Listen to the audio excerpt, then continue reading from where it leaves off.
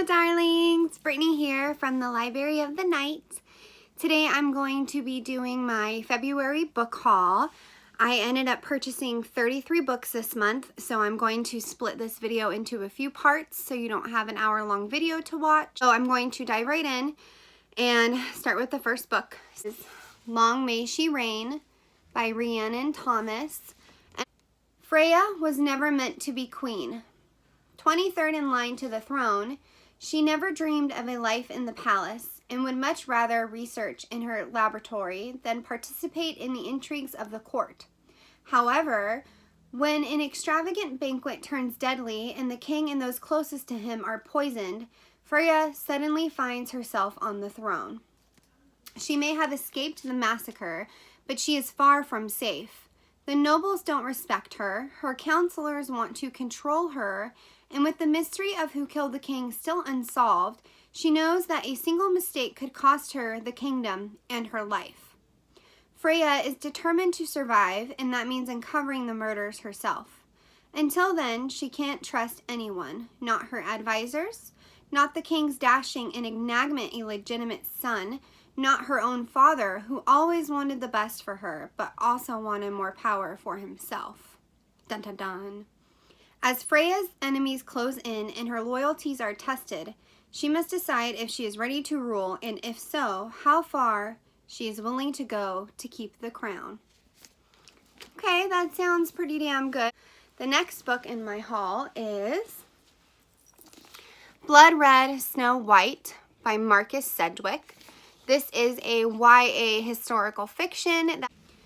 There was never a story that was happy through and through. When writer Arthur Ransom leaves his home in England and moves to Russia to work as a journalist, it is with little idea of the violent revolution about to erupt.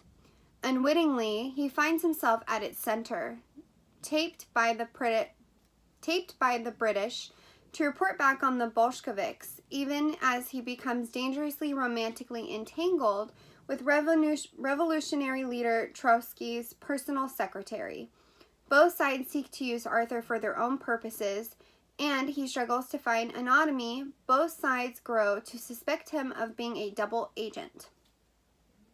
Arthur wants only to elope far from conflict with his beloved, but when he attempts to extract himself and Avinja from the complicated politics and politicians that he fears will lead them both to their deaths, the decisions he faces are most dangerous and difficult on his life. Equal parts thriller, love story, and fairy tale, it's a gripping romantic adventure novel based on the true story of beloved children's author Arthur Ransom's experiences with love and betrayal in war-torn Russia. That sounds really interesting, and I'm very excited to read it. I hope it's good. Winter Song by S.J. Jones. The cover is, again, another beautiful cover, and this is a YA fantasy, also semi-retelling of The Labyrinth. So let's hear what the jacket has to say. The last night of the year, now the days of winter begin, and the Goblin King rides abroad, searching for his bride. All her life, Liesel, I'm probably saying that name wrong, but that's okay, has heard tales of the beautiful, dangerous Goblin King. They've entrapped her mind and spirit and inspired her musical compositions. Now 18 and helping to run her family's inn, Liesel can't help but feel that her musical dreams and childhood fantasies are slipping away. But when her own sister is taken by the Goblin King, Liesel has no choice but to journey to the underground to save her. Drawn to the strange, captivating world she finds, and the mysterious man who rules it, she soon faces an impossible decision. With time and the old laws working against her, Liesel must discover who she truly is before her fate is sealed. Dark, romantic, and powerful, Winter Song will sweep you away into a world you won't soon forget. The Last Magician by, I just hit myself in the face, by Lisa Maxwell. Another beautiful cover. Stop the magician, steal the book, and save the future. In modern-day New York, magic is all but extinct. The remaining few who have an affinity for magic, the mages, live in the shadows, hiding who they are. Any mages who enter Manhattan become entrapped by the brink, a dark energy barrier that confines them to the island. Crossing it means losing their power and often their lives. Esta is a talented thief, and she's been raised to steal magical artifacts from the sinister order that created the brink. With her innate ability to manipulate time, Esta can plifer from the past, collecting these artifacts before the order even realizes she's there. In all of Esta's training has been for one final job, traveling back to 1902 to steal an ancient book containing the secrets of the Order and the Brink before the magician can destroy it and doom the mages to a hopeless future. But old New York is a dangerous world, ruled by ruthless gangs and secret societies, a world where the very air crackles with magic. Nothing is as it seems, including the magician himself, and for Esta to save her future, she may have to betray everyone in her past. That sounds amazing. One of Us is Lying by Karen M. McManus. And the reason I have a confliction with this is the main character, or the character who gets murdered in this book. It's a murder mystery meets the Breakfast Club type thing, which is a great sounding mix, and it totally right up my alley, something that I really love. But the character in this, Simon, is running a blog for the high school, and all of these kids get put in detention because somebody placed a cell phone in their bag during class and they got busted and therefore had to go to detention.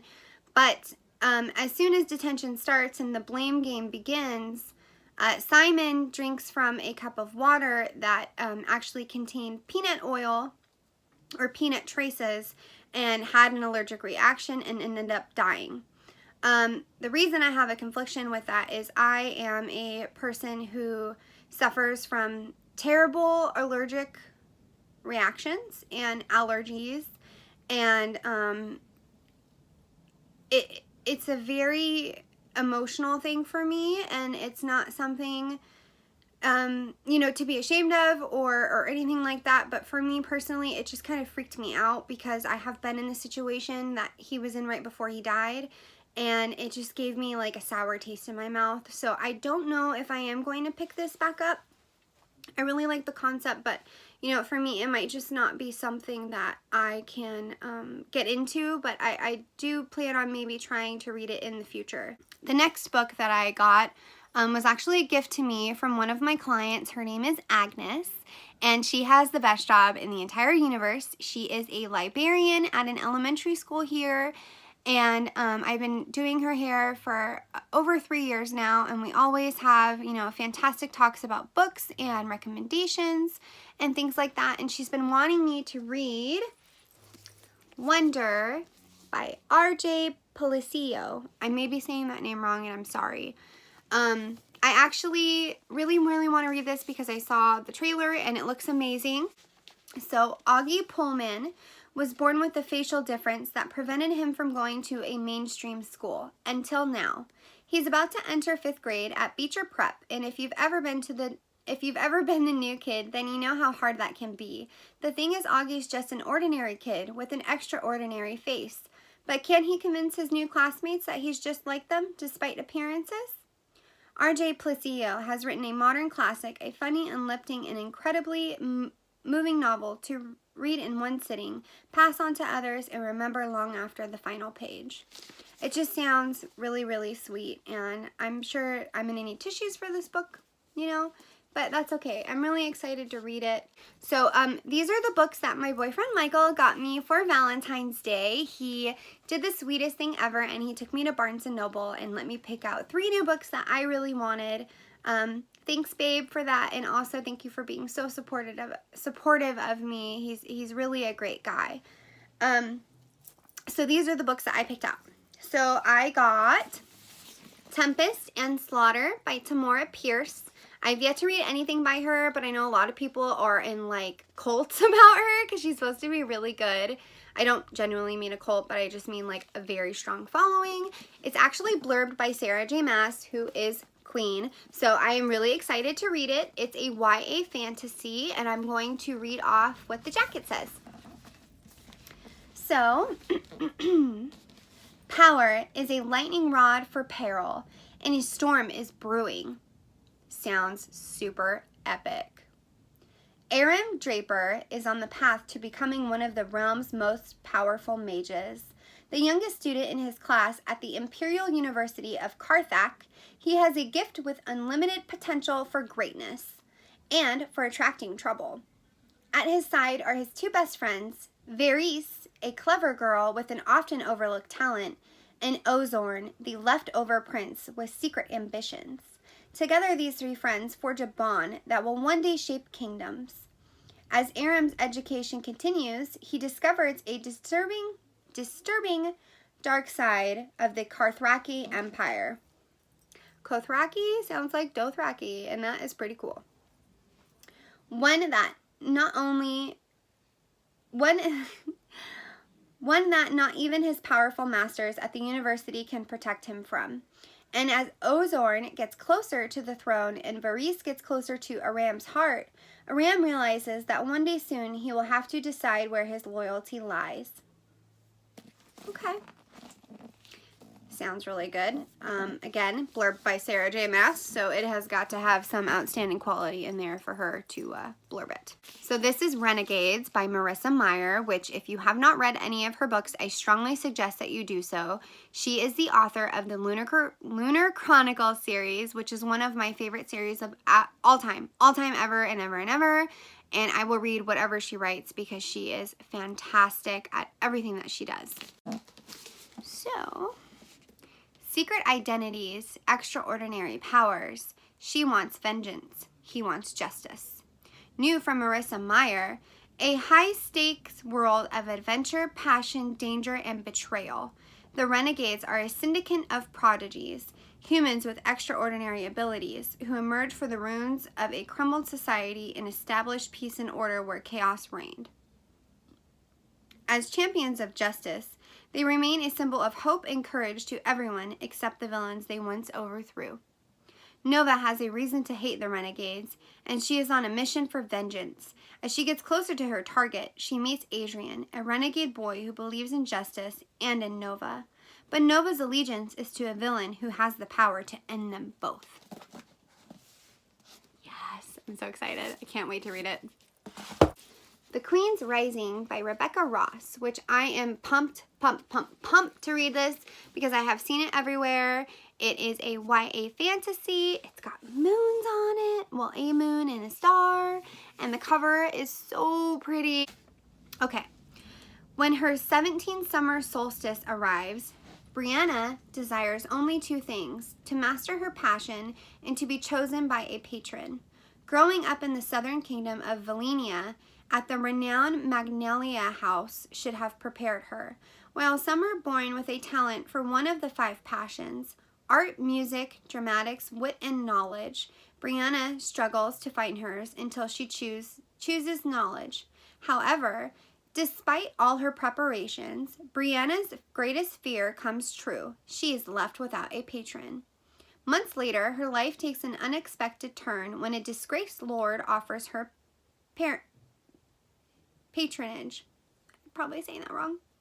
Suspicious of his intent, she reluctantly accepts, but there is much more to his story, for there is a dangerous plot to overthrow the king of Mavena, the rival kingdom of Valenia, and restore the rightful queen and her magic to the northern throne. And others are involved, some closer to Brianna than she realizes. With war brewing, Brianna must choose which side she will remain loyal to, passion or blood, because a queen is destined to rise and lead the battle to reclaim the crown. Who will be that queen? With gorgeous description and detailed rendering of a world where not everything is as what it seems, debut author Rebecca Ross weaves an intricate tale of revenge, loyalty, and untimely self-discovery. So that sounds absolutely amazing, and I'm really excited to read it. I'm really excited to read all of these.